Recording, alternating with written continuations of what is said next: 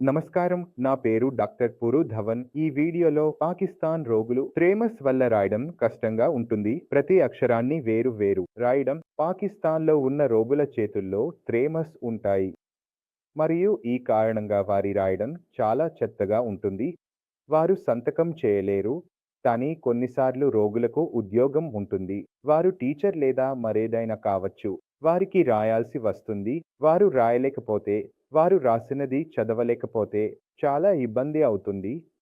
అందువల్ల ఇలాంటి రోగులు వచ్చినప్పుడు వారికి ఎలా త్వరగా తమ రాయడాన్ని మెరుగుపరుచుకోవాలో చెప్పాలి. మొదటగా పాకిస్తాన్ రోగుల రాయడం ఎలా ఉంటుందో చూద్దాం. నేను నా పేరుతో ప్రారంభిస్తాను. వారు రాస్తున్నప్పుడు వారి చేతులు ఇలా ఇలా కదులుతుంటాయి. మరియు ఇది వి ప్యాట్‌గా మారుతుంది. వారి చేతులు కదులుతున్నప్పుడు మీరు ఎంత ఎక్కువ ట్రేమర్ ఉంటే అంత ఎక్కువగా టెడిమెడిగా రేఖలు వేయడం. ఆఫీస్ వేయడం చాలా కష్టంగా ఉంటుంది. ఇది సరిదిద్దడానికి మీరు ప్రతి అక్షరాన్ని వేరు వేరు రాయాలి. మీరు జాయిన్ చేయకపోతే వేరు వేరు ఉంచితే మీ రాయడం స్పష్టంగా ఉంటుంది. మీరు 11 సార్లు పాన్ ఎత్తకుండా రాస్తే ఇది టెడి అవుతుంది. సరే, రేఖ నియంత్రణ మీ చేతి నుండి పోతుంది. కానీ నేను దీన్ని నేరుగా రాయడం ప్రారంభిస్తే వేరు వేరు రాస్తాను. పాన్ ఎత్తి ఉంచుతాను. అప్పుడు నా రాయడం స్పష్టంగా ఉంటుంది.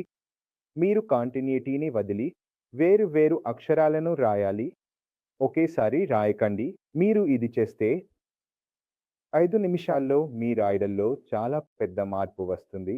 అందువల్ల ఎవరికైనా రాయడం బాగోలేదనుకుంటే పార్కిన్సన్ వల్ల పాన్ తీసుకోండి, పేపర్ తీసుకోండి, మీ పేరు రాయండి మరియు దాన్ని వేరే అక్షరాలతో మార్చండి. మీ రాయడం ముందుగా కంటే మెరుగ్గా ఉంటుందని మీరు అనుకుంటే 5 నిమిషాల్లో దయచేసి కామెంట్ సెక్షన్‌లో రాయండి. నాకు చాలా ఇష్టం అవుతుంది. ఇదితో నేను ఈ వీడియోను ముగిస్తున్నాను. మీకు నా ఈ చిన్న ప్రయత్నం నచ్చుతుందని ఆశిస్తున్నాను. మరియు మళ్ళీ మీతో తదుపరి వీడియోలో కలుసుకుందాం.